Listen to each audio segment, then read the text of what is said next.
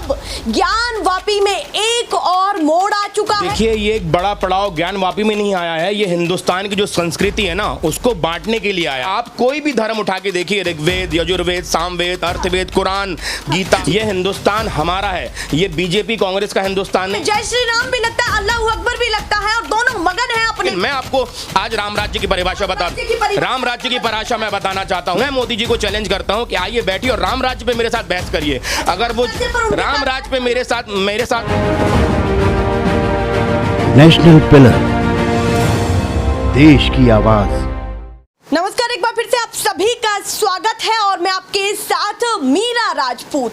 देश भर में ज्ञानवापी को लेकर के जगह जगह चर्चाएं चल रही हैं, पर अब ज्ञानवापी में एक और मोड़ आ चुका है। एक अपील दायर की गई है और उस अपील में क्या है वो सुन लीजिएगा ध्यान से। ये हिंदू पक्ष की तरफ से कहा गया है साफ तौर पर कि मुस्लिमों की एंट्री बंद की जाए, क्योंकि वहां पर ऐसे तथ्य मिले हैं और पूजा के लिए आदेश और फैसला दिया जाए, उस पर सुनवाई हो। ये बड़ी याचिका या फिर मैं कहूं अपील की गई है हिंदू पक्ष की तरफ से। उस पर ज्यादा बातचीत करने के लिए मेरे साथ हैं एहतशाम हाशमी जी, जो सुप्रीम कोर्ट के वकील हैं। क्या कुछ कहना है इस याचिका को लेकर के? एक बड़ा पड़ाव ज्ञानवापी में आ चुका है कि मुस्लिमों को एंट्री ना दी जाए ज्ञानवापी परिसर में। सीधे आप क्या कहना चाहते हैं? देखिए, ये एक बड़ा पड़ाव ज्ञानवापी में नहीं आया है, ये हिंदुस्तान की जो संस्कृति है ना उसको बांटने के लिए आया है। हिंदू मुस्लिम का जो भाईचारा है उसको बांटने के लिए इस तरह के केसेस कोर्ट में फाइल किए जा रहे हैं। और जो हमारे असल मुद्दे हैं, बेरोजगारी, भुखमरी, हमारे कितने हिंदू भाई बहन बिना रोजगार के आज जीने को मजबूर हैं और मतलब उनको 2 जून की रोटी भी नहीं मिल पा रही, लेकिन सरकार उनको रोजगार और रोटी देने में नाकाम है। इस वजह से इस तरह के नैरेटिव सेट किए जा रहे हैं और मुस्लिम और हिंदुओं को मंदिर मस्जिद के नाम पे लड़ाया जा रहा है। इतिहास के पन्नों को हम खंगाल रहे हैं और खंगाल कर रहेंगे कि जो हुआ है। मैं चैलेंज करता हूं उन सभी बीजेपी के मंत्रियों को और उन सभी नेताओं को जो धर्म की राजनीति करते हैं कि जो इतिहास में गलत हुआ है उसको सही करना है। मैं आपकी बात से सहमत हूं, लेकिन कब तक के इतिहास को आप लेंगे? द्वापर युग तक भी जाएंगे क्या आप? द्वापर युग में सीता मैया का अपहरण किया रावण ने, वो ब्राह्मण था, तो क्या ब्राह्मण ने सीता मैया का अपहरण किया? इस वजह से आज जितने ब्राह्मण हिंदुस्तान में हैं उनको सजा देने की औकात है आप लोगों की? बताइए। अगर इतिहास को ही सही करना है तो इतिहास में तो बहुत कुछ गलत हुआ था। सम्राट अशोक ने लाखों करोड़ों लोगों को मौत के घाट उतार दिया था, तो क्या सम्राट अशोक कौन थे, हिंदू थे या मुस्लिम थे? आपका मानना यह है कि इतिहास को ना खंगाला जाए? इतिहास को खंगालने की चीज नहीं है, इतिहास पढ़ने की चीज है। और इतिहास इसलिए पढ़ा जाता है, इतिहास मींस किंग की स्टोरी, उसका जो मेन मीनिंग है इतिहास का वो ये हिस्ट्री, हिज स्टोरी। हिज को किंग को रेफर करते थे, राजा को रेफर करते थे। उनका इतिहास इसलिए पढ़ा जाता था, उनकी कहानियां इसलिए पढ़ी जाती थी कि जो गलतियां हमारे पूर्वजों ने की है वो गलती हम ना दोहराएं। और हजारों मुसलमान ऐसे हैं जो हमारे हिंदू भाई बहनों को प्यार करते हैं, हजारों हिंदू भाई बहन ऐसे हैं जो मुस्लिम से प्यार करते हैं। कई हिंदू बहनें मेरी कलाई पे राखी बांधती हैं, तो ये क्या वो राखी की भी आप लाज नहीं रख रहे हैं? आप ये चाहते हैं कि हिंदू मुस्लिम बच्चे भूख से ना मरें लेकिन आपस में दंगे करके मर जाएं। आज आप एक मंदिर या एक मस्जिद खोद के अगर उसमें से कुछ अवशेष निकाल भी लेंगे और आप तर्क रख के अपने जीत भी जाएंगे, तो क्या हिंदुस्तान की जब मौत होगी आपके इस कृत्य की वजह से उसका जिम्मेदार कौन रहेगा? ये बहुत बड़ी बात उन्होंने कही। आप इसकी जिम्मेदारी लेते हैं कि वो भाईचारा जो है, जो पहले था वो अभी भी रह पाएगा? क्योंकि ऐसी चीजें निकल करके सामने आ रही हैं। एक चीज बड़ी और निकली है, वाराणसी में पूरा माहौल चेंज हो चुका है। वहां पर हनुमान चालीसा या फिर मैं ये कहूं कि जो धार्मिक पुस्तक है उनकी बिक्री बहुत ज्यादा हो रही है मुकाबले पिछले महीने के। मतलब 60 से 70 हजार पुस्तकें बिक रही हैं और लगातार उनको लाया जा रहा है और ज्यादा उनकी मांग बढ़ गई है। तो उसको लेकर के क्या कहना? देखिए बहुत जल्दी लोग दंगे भड़काने का जो प्रयास कर रहे हैं इसमें सफल होंगे। और अगर हनुमान चालीसा, रामायण, वेद अगर कोई भी पढ़ ले तो वो कभी दंगे नहीं भड़का सकता। मैं आपके चैनल के माध्यम से जो सच्चे राम भक्त से पूछता हूं, अगर भगवान राम आज होते तो क्या वो मस्जिद खोद रहे होते? क्या वो मुसलमानों को मार रहे होते? राम राज्य क्या होता है? राम राज्य की परिभाषा अगर आप बीजेपी के नेताओं से पूछेंगे ना वो आपको बता नहीं पाएंगे, लेकिन मैं आपको आज राम राज्य की परिभाषा राम राज्य की परिभाषा मैं बताना चाहता हूं। राम राज्य वो है कि जैसा एक छोटा बच्चा अपनी मां की गोदी में जब सोता है ना तो उसको किसी बात की भय, चिंता, फिक्र नहीं होती, तो वो जिस अवस्था में होता है ना उस अवस्था को राम राज्य कहा जाता है। लेकिन इस राम राज्य की कल्पना मोदी भक्त और बीजेपी के भक्त नहीं कर सकते, क्योंकि उन्होंने ना रामायण पढ़ी है, ना महाभारत पढ़ा है, ना पुराण पढ़ा है।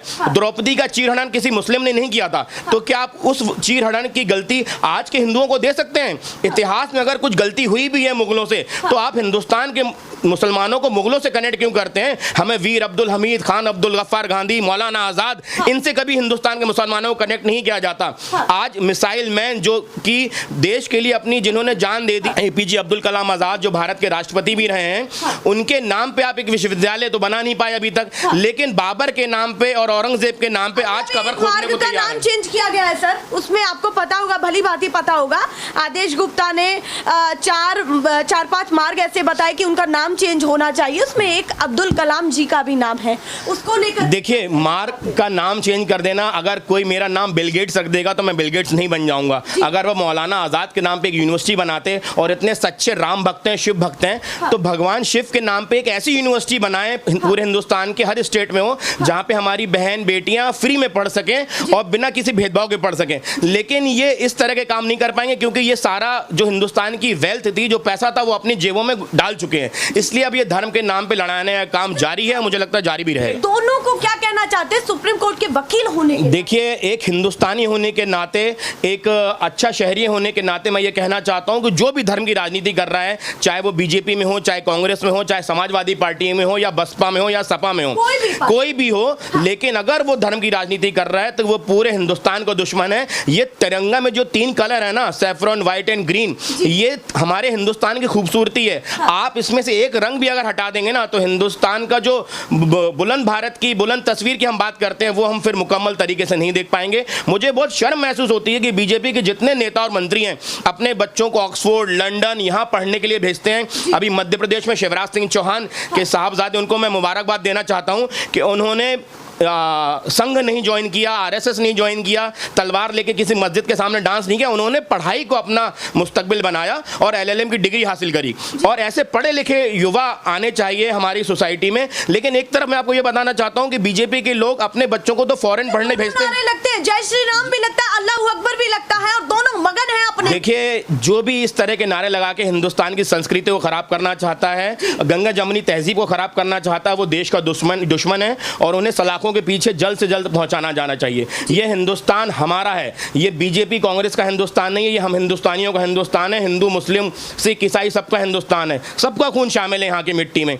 लेकिन मैं आपको इस मीरा जी ये बताना चाहता हूँ कि जितने भी बीजेपी के नेता हैं जो कि गरीब हिंदुओं को भड़का के और गरीब मुसलमानों को भड़का के आपस में लड़ाने का काम कर रहे हैं, वो खुद अपने बच्चों को संघ में नहीं भेजते हैं, अपने बच्चों के हाथों में तलवार और त्रिशूल नहीं देते हैं, अपने बच्चों के हाथों में वो कलम देते हैं जिससे कि वो एलएलएम की डिग्री हासिल करें, और बड़े प्राउडली वो डिग्री को फ्लैश करते हैं मीडिया में कि देखो मेरे बच्चे ने एलएलएम कर लिया है। लेकिन आपके बच्चे आज भूखे पेट सड़क पे जिंदाबाद मुर्दाबाद के नारे लगा रहे हैं, जय श्री राम के नारे लगा रहे हैं। तो ये बात आपको सोचनी है कि आप अपने बच्चों के हाथों में तलवार देना चाहते हैं या कलम। लिटरेसी को लेकर के आप बहुत बड़ी बात कर रहे हैं, सुप्रीम कोर्ट के वकील होने के नाते इस पद पर रह करके इतनी बड़ी बात करना, मतलब कोई भी डर भय नहीं है आपको? जी देखिए, डर भय क्या होता है कि अगर हमें हिंदुस्तान को बचाना है, हमें अपनी संस्कृति बचानी है, आज आपके घर के ऊपर अगर कोई हमला करता है तो पूरा घर अपनी जान देके भी अपने घर की इज्जत बचाता है। तो ये पूरा हिंदुस्तान हमारे लिए खूबसूरत परिवार है, इस परिवार को बचाने के लिए जान देनी भी पड़ेगी, तो हम पीछे नहीं हटेंगे। वाराणसी कोर्ट में जब ये सौंपा गया है तो आगे सुनवाई बढ़ती जा रही है, कितना आपको लगता है कि इसको खींचा जाना चाहिए? अगर हमारे हिंदू भाई बहन जीत भी जाएंगे तो उससे क्या होगा? अगर आपको हिंदुस्तान की सारी मस्जिदें खत्म करके, सारे मुसलमानों को खत्म करके आपको विकास हासिल होगा, तो हम मुस्लिम अपना जिंदगी सेक्रीफाइस करने के लिए तैयार हैं अपने हिंदू भाई बहनों के प्यार के लिए। और आपको लगता है कि अगर मुसलमान इस देश से खत्म हो जाएगा तो भुखमरी खत्म हो जाएगी, सबको एम्प्लॉयमेंट मिलेगा, सबके अकाउंट में 15 लाख रुपए आएंगे? तो मैं प्रधानमंत्री से अपील करता हूं कि हमें पाकिस्तान बॉर्डर पे भेज दें और हम अपनी सेना के आगे सीना तान के खड़े रहेंगे, जो भी पहली गोली चलेगी हम अपने सीने पे झेलने के लिए तैयार हैं। लेकिन इस तरह से लोगों को जलील करके, लोगों को भूखा रख के धर्म के आधार पर आप मत बांटिए, ये हमारी रिक्वेस्ट है आपसे। लोग खुश भी हैं कि धर्म की बात हो रही है, हिंदू धर्म की बात हो रही है या फिर मुस्लिम धर्म की बात हो रही है, दोनों लगे हुए हैं। और एक के बाद एक ऐसी चीजें दिल्ली से भी निकली कि हनुमान, जब वो हनुमान का काफिला निकला तो जब जयंती पर ये सारी चीजें हुई। चल क्या रहा है, सोच क्या रहे हैं? आप भी बैठते होंगे उस कुर्सी पर सुप्रीम कोर्ट में जाकर के। देखिए, अगर सही मायने में कोई पैगंबर साहब, हनुमान जी और श्री राम जी की अगर जीवनी पढ़े, उनके बारे में उनकी रिसर्च करे और उन्होंने क्या कहा वो पढ़े, तो वो ये पाएंगे कि जो वो काम कर रहे हैं ना, वो शैतान का कर रहे हैं, राक्षसों का कर रहे हैं। वो भगवान श्री राम के पद चिन्हों पर नहीं चल रहे हैं। उन्होंने तो शबरी के झूठे बेर खा के इस बात का संदेश दिया था कि सबसे बड़ा धर्म जो है वो प्रेम है। श्री राम जी ने एक के बाद एक हिंदू धर्म की बहुत सारी गाथाएं बता रहे हैं। बिल्कुल बिल्कुल, क्योंकि जो जिस भाषा में समझता है उसे उस भाषा में समझाना पड़ता है। अगर आप भगवान श्री राम के भक्त हैं और अपने आप को क्लेम करते हैं कि आप भक्त हैं, तो मैं आपको भगवान श्री राम की ही जीवनी से आपको ऐसी कई सारी बातें बताऊंगा कि आपको यह एहसास होगा कि आज आप जो धर्म का बीज बो रहे हैं हिंदुस्तान की मिट्टी में, ये आपके हित में नहीं। स्थिति क्या देखते हैं अगर यही रहा? कुतुब मीनार की भी बातें चली हैं और कुतुब मीनार का भी मामला पहुंच चुका है, आपको तो भली बात ही पता होगा, तो उसको लेकर के क्या कहना है? मथुरा, कुतुब मीनार। देखिए, बीजेपी सरकार जब सत्ता हासिल की, उन्होंने उनके मैनिफेस्टो में विकास की बातें थी, विश्वविद्यालय बनाने की बात थी, IIT बनाने की बात थी। आप देखिए कि जब से बीजेपी सरकार आई है कि अयोध्या तो झांकी है, काशी मथुरा बाकी है, लोग पसंद भी कर रहे हैं जीवन यापन की। और आपके लिए आस्था पर बहुत बड़ा सवाल हो गया ना सर जी? आस्था पर एक बहुत बड़ा सवाल। जी, आस्था क्या है? हाँ। आस्था क्या है? धर्म आपको क्या सिखाता है? आप कोई भी धर्म उठा के देखिए, ऋग्वेद, यजुर्वेद, सामवेद, अर्थवेद, कुरान, गीता, तौहीद, इंजील, गुरु ग्रंथ साहिब, उसमें आप देखिए कहीं भी जो ये बीजेपी के लोग कार्रवाई कर रहे हैं, क्या कहीं भी मेंशन है उसमें? जी। मैं तो कुरान की बात ही नहीं करता। हाँ। मैं तो बात कर रहा हूँ वेद की। वेद में क्या कहीं लिखा है कि आप किसी भी इंसान को परेशान करें? आप सच्चे रामराज की बात करते हैं, आप बीजेपी के नेताओं से पूछिए। मैं मोदी जी को चैलेंज करता हूं कि आइए बैठिए और रामराज पे मेरे साथ बहस करिए। अगर वो रामराज पे मेरे साथ बहस करें मोदी जी, और अगर मैं लाइव बहस करने के लिए तैयार हूं, और अगर उस बहस में जनता ये बोलेगी कि एहतशाम के तर्क सही तर्क नहीं थे और वो हार गए इस बहस में, तो मैं हिंदुस्तान छोड़ने के लिए तैयार हूं और मैं अपनी जान देश के लिए कुर्बान करने के लिए तैयार हूं। बहुत बड़ी बात उन्होंने कही है और एक के बाद एक ऐसे मुद्दे भी उठाए हैं कि जो देश के लिए जरूरी है। आगे क्या होगा ज्ञानवापी पर वो तो देखना होगा, पर सबसे बड़ी बात यह है कि ज्ञानवापी को लेकर के भी उन्होंने बहुत सारे तर्क वितर्क किए और सीधे चैलेंज किया है उन बड़े नेताओं को। बिल्कुल, मैं चैलेंज कर रहा हूं। किसको चैलेंज? मैं नरेंद्र मोदी जी और अमित शाह जी को चैलेंज करता हूं, मेरे साथ डिबेट में बैठे और रामराज पे बहस करें। हाँ। और अगर वो जीत जाते हैं तो जो वो कहेंगे वो मैं करने के लिए तैयार हूं। और ज्ञानवापी पर आखिरी संदेश आपका क्या? ज्ञानवापी पे मेरा आखिरी ये संदेश है कि अगर हिंदुस्तान का विकास पूरे हिंदुस्तान को मंदिर बनाने से हो सकता है, तो हम लोग भी उसमें अपनी तरफ से योगदान करने को तैयार हैं। हाँ। लेकिन ये मंदिर बनाने के बाद भी अगर हिंसा जारी रहती है, उसका जिम्मेदार बीजेपी सरकार है। हाँ। और बीजेपी के वो नेता हैं जो हिंदुस्तान के संविधान पे भरोसा नहीं रखते हैं। बहुत बड़ा सवाल अंत में छोड़ करके जा रहे हैं। फिलहाल के लिए नमस्कार।